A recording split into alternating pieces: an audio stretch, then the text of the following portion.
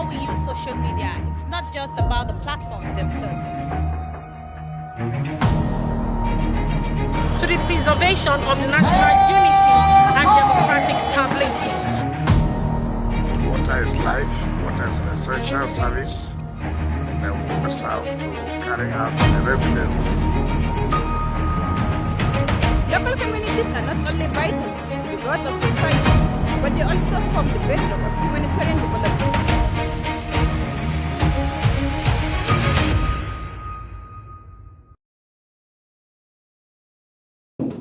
Hello and welcome to The Reporter, a news and current affairs program that goes beyond the headlines, bringing reporters from the field to give first-hand accounts and in-depth analysis of unfolding issues, correspondents' perspectives, ensuring balanced, credible, and comprehensive storytelling. I am Anita Patrick. It's good to have you join us on the program today. Let's start from Benue State, where security operatives in Benue State say coordinated operations are underway to stem recent attacks on communities and restore calm across affected areas. At a security briefing in the Makurdi, heads of security agencies assured residents that intensified joint operations are already producing results and that the situation remains under control. Our correspondent Felicity Ndere reports that the renewed push follows recent incidents in parts of the state.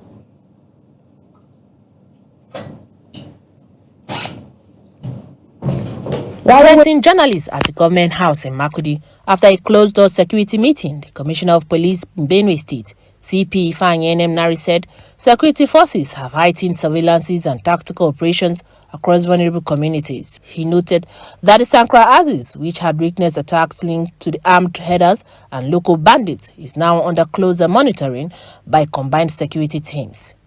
The police commissioner also confirmed the recent attack near Ikeshu plantation around the communities of Asakpa, Ojantele, and Ukpete in Apa local government area, where armed bandits killed 6 villagers before escaping into the forest.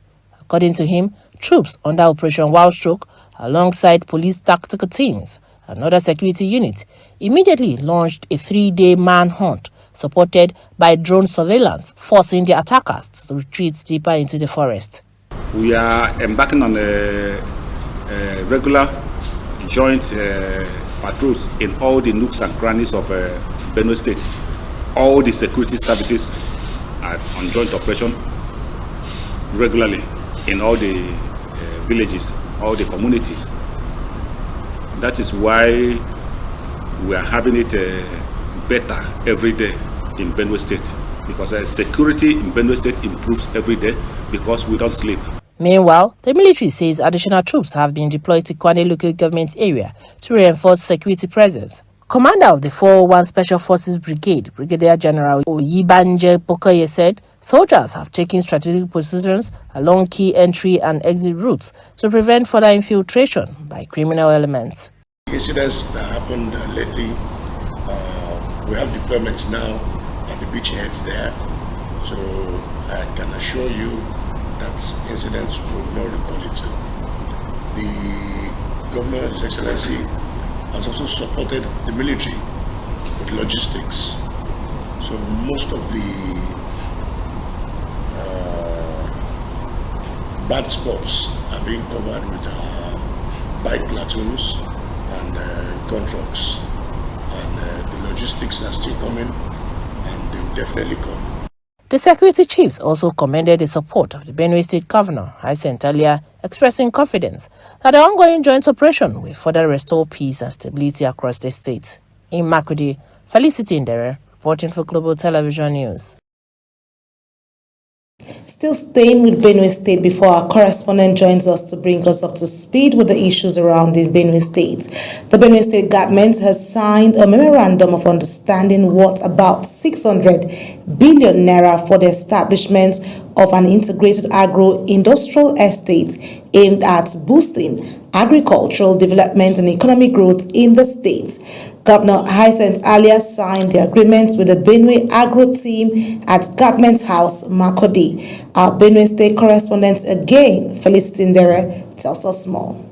The Benue State government has taken a significant step towards strengthening agricultural development with the signing of a 600 billion naira memorandum of understanding for the establishment of integrated agro-industrial estate. Speaking at the signing ceremony, Governor Hyacinth Alia said the project is expected to drive agricultural transformation, create employment opportunities for youth, and stimulate economic revitalization in the state while helping to reduce post-harvest losses, improve crop yields, and enhance value addition. The establishment of this agro-industrial estate is going to generate employment opportunities across multiple agricultural sectors, in processing, in logistics, in warehousing, transportation, equipment maintenance, and in administration. So thousands of our youth will gain meaningful employment, also why our local businesses will benefit from expanded supply chains.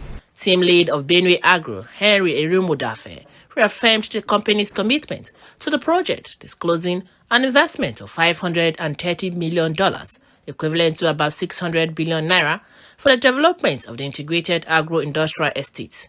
According to him, the project is designed to expand processing capacity, strengthening agricultural value chains, and position Benue's agricultural produce for international markets.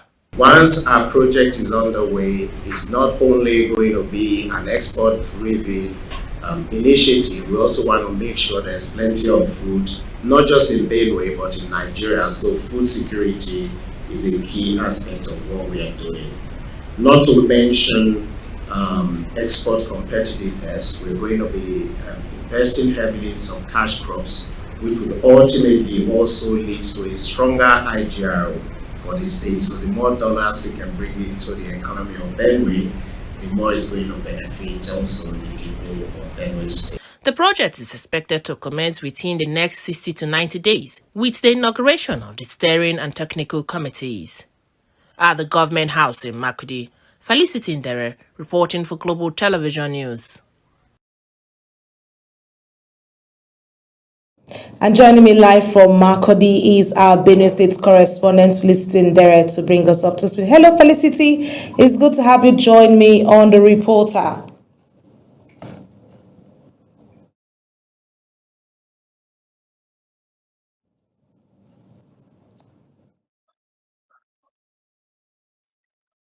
Felicity to join us. Let's see. I think she has some technical glitches there, having to join us on the program. Hello, Felicity. Okay, I can see you now.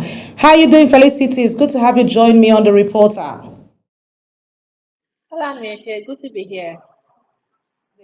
Well, there's a whole lot happening in Benue State following the insecurity challenges there. Can you bring us up to speed with that meeting that talked about the Benue security situation happening there in the state?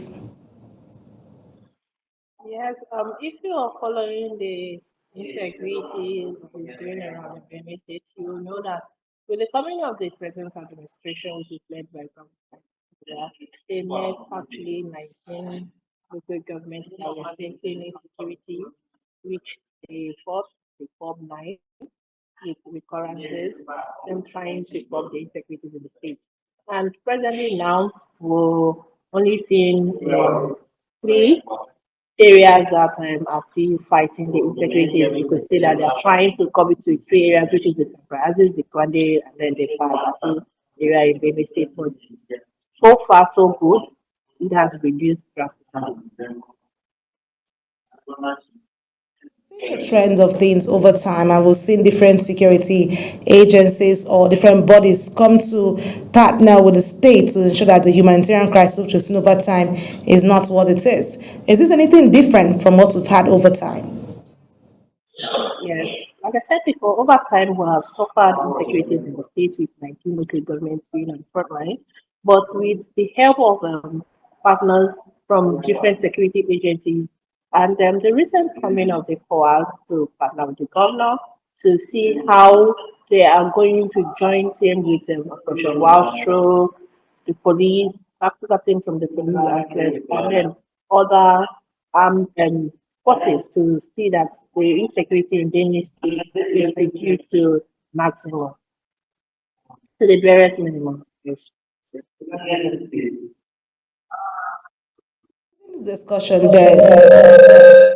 Amazing discussion there with you, Felicity. But let's turn our focus because we've seen, like it is there, to secure vulnerable communities, the focus. What if the communities feel now safe, following the trend of issues that happen? Well, let's come back to the agro-industrial estate, which they've come in to discuss with the governor based in the Benue Agro team. How is this in terms of the money put into it? Will the 600 billion naira agro-industrial project truly transform Benue into Nigeria's food basket powerhouse that we know it to be, or is it another ambitious promise that's coming us right now? So far, so good. Benue State has been known as the food basket nation.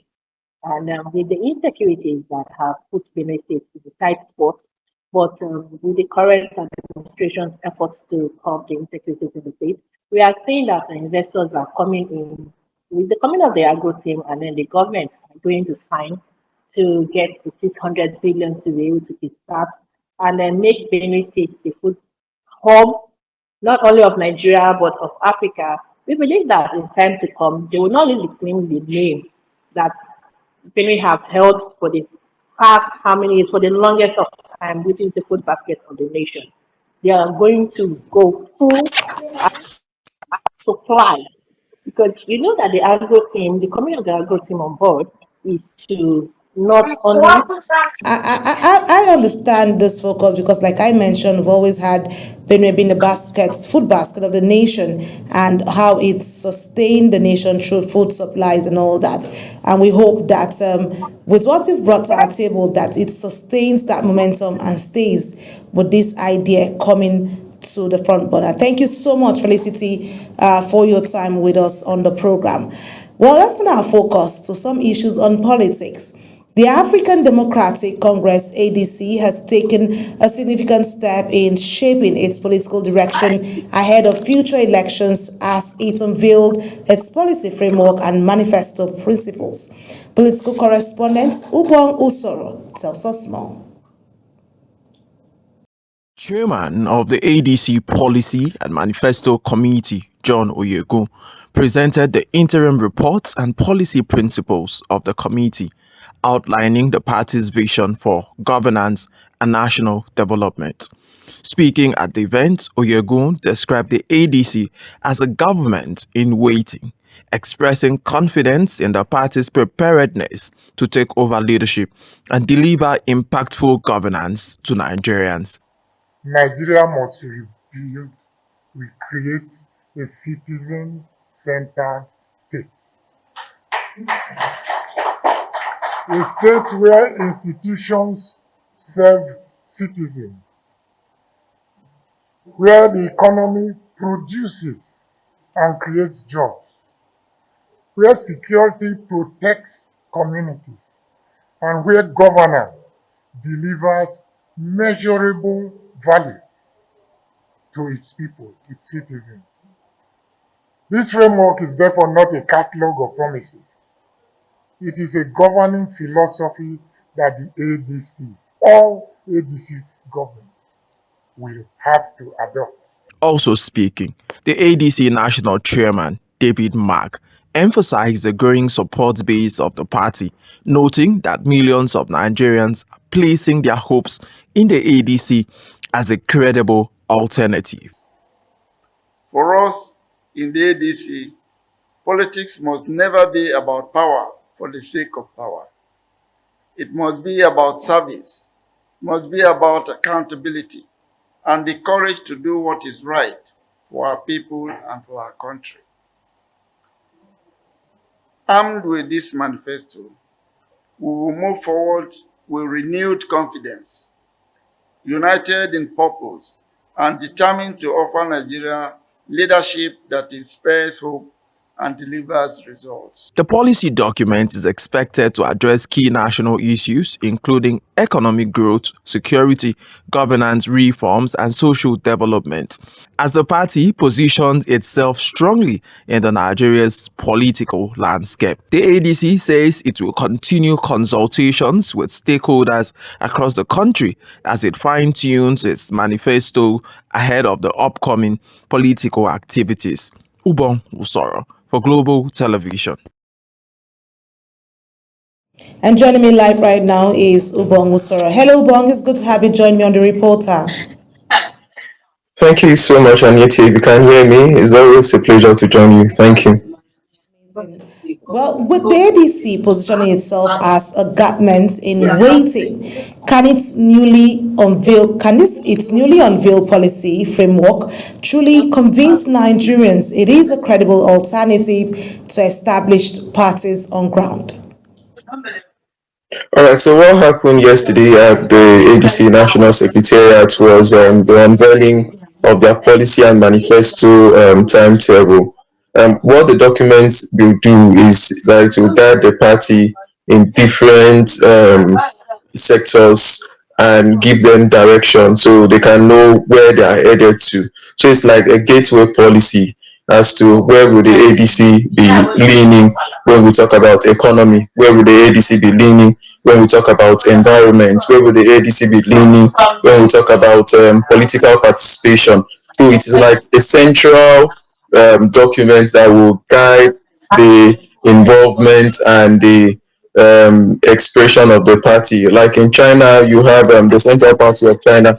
They have their own documents. So every member of the party, understand that this is the document that guides the party.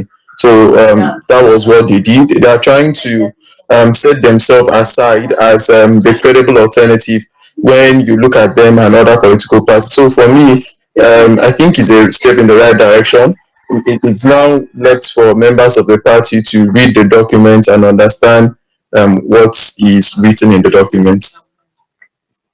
As David Mark highlights the growing public support, will the ADC's proposed solution on the economy, security, and governance translate into real voter confidence ahead of elections? Because we're seeing the issues that happens with parties when they come together, obviously interest comes to play as well. Yeah, I think that David Mark is straight about it, and if you can see now in the floor of the Senate, the ADC is the main opposition party in Nigeria now. It has displaced the People's Democratic Party.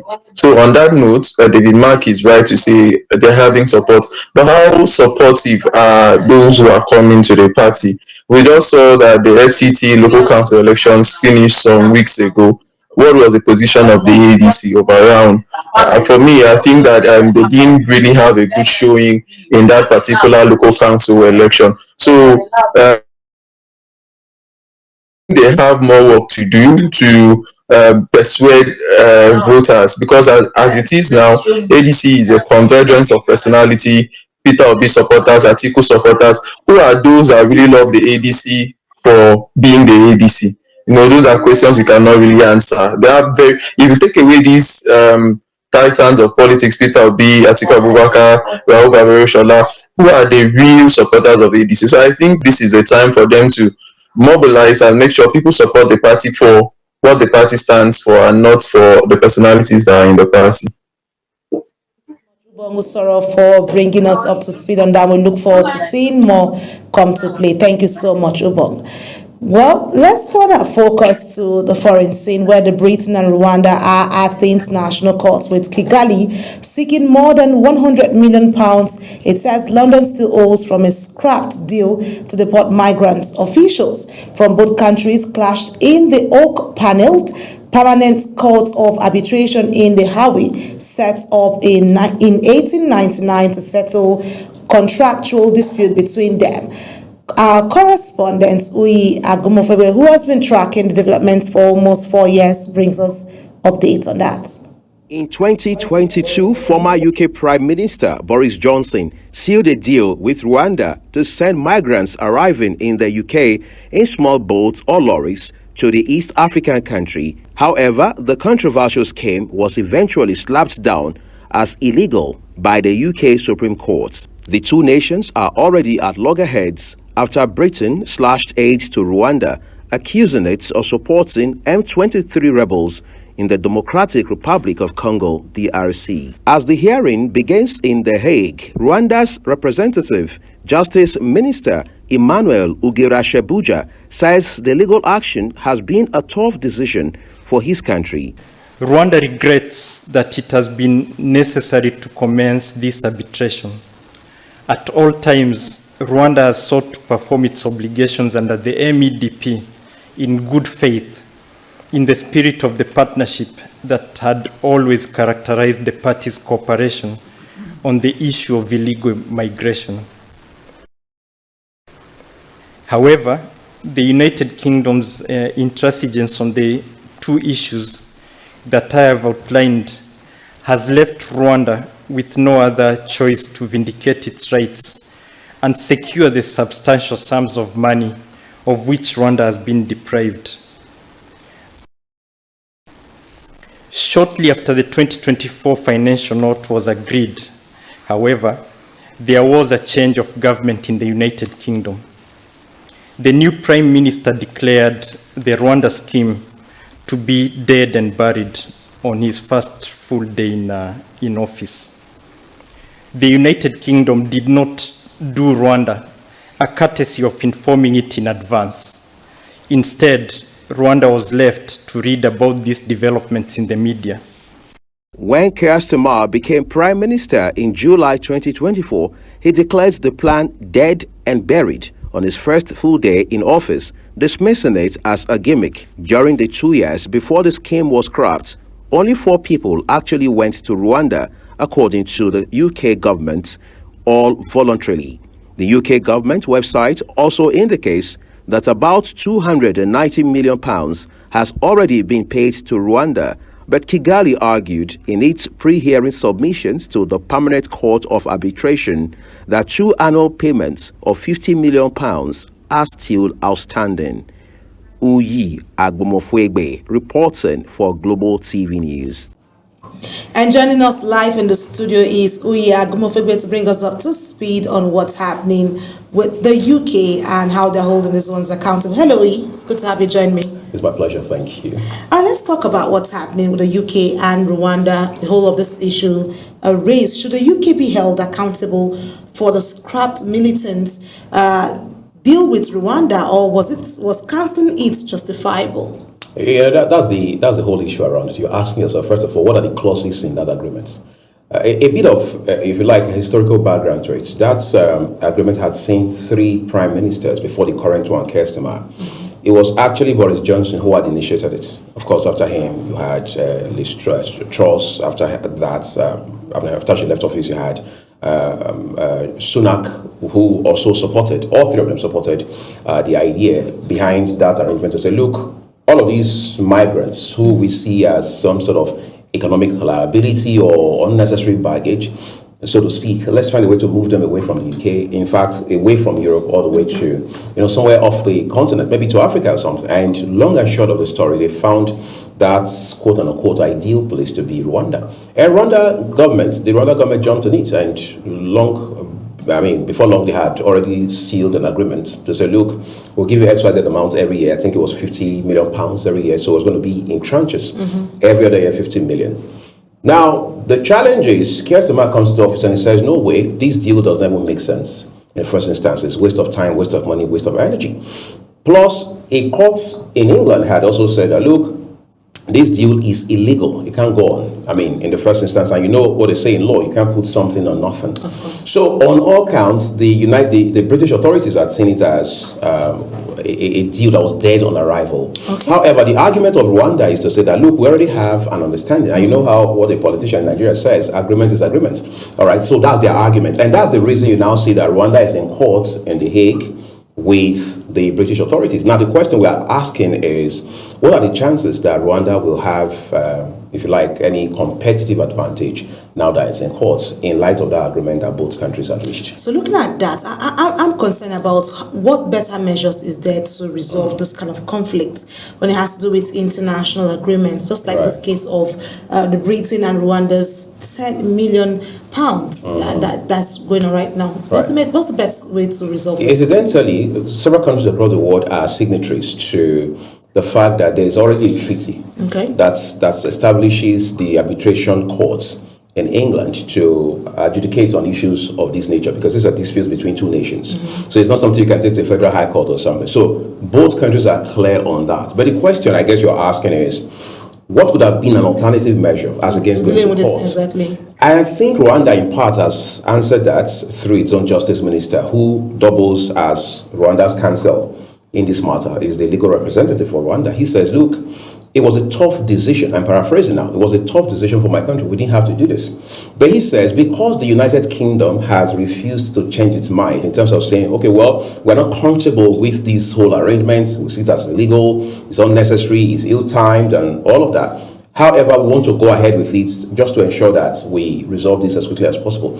So he says that's the reason they are in court now. So the question is, will Rwanda win this case in court? We're not so sure. However, the other concern is it not possible to explore what lawyers call ADR, alternative dispute resolution mechanisms, in such a way that they can pull the case out of court or withdraw out of court, go back to the drawing board, take a look at all the clauses in the agreement and say, okay, well, yes, we can expunge all of these, but let's see how we can adopt these two or these three or these five, as the case may be, so we can have closure, because what both countries need at this point in Yete is closure.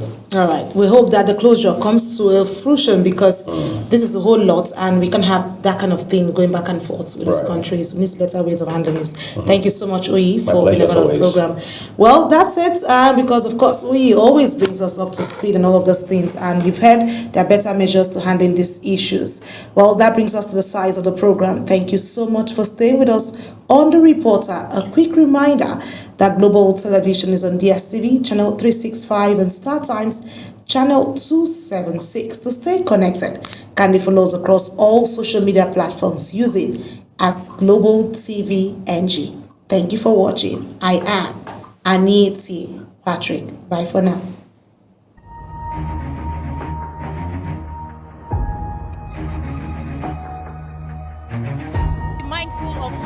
Social media, it's not just about the platforms themselves. To the preservation of the national unity and democratic stability. Water is life, water is an essential service, and we must have to carry out the residents. Local communities are not only vital to the growth of society, but they also form the bedrock of humanitarian development.